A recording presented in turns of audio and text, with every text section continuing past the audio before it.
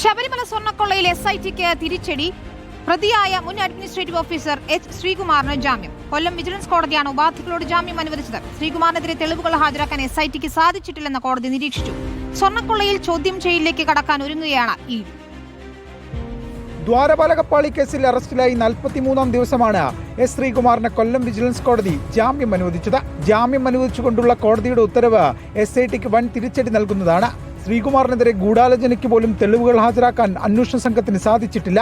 ശ്രീകുമാർ ഒപ്പുവെച്ചത് സാക്ഷിയായി മാത്രമെന്നും ദേവസ്വം ബോർഡ് എടുത്ത തീരുമാനത്തിൽ ശ്രീകുമാറിന് പങ്കില്ലെന്ന പ്രതിഭാഗത്തിന്റെ വാദവും കോടതി അംഗീകരിച്ചു.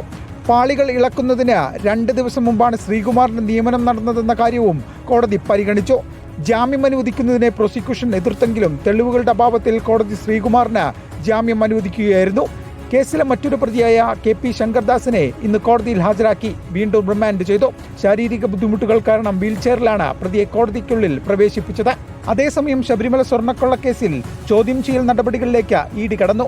മുൻ അഡ്മിനിസ്ട്രേറ്റീവ് ഓഫീസർ മുരാരി ബാബു അടക്കമുള്ളവർക്ക് നോട്ടീസ് അയച്ചതായാണ് വിവരം. ഫെബ്രുവരി ആദ്യവാരം കൊച്ചി ഓഫീസിൽ ഹാജരാകാനാണ് നിർദ്ദേശം. റെയ്ഡിൽ പിടിച്ചെടുത്ത രേഖകളിൽ വ്യക്തത തേടാനും ED തീരുമാനിച്ചിട്ടുണ്ട്. ചോദ്യം ചെയ്യലിന് പിന്നാലെ പ്രതികളുടെ സ്വത്തുക്കൾ കണ്ടുകെട്ടാനുള്ള നടപടികളിലേക്കും ED കടക്കും. റിപ്പോർട്ടർ, കൊല്ലം.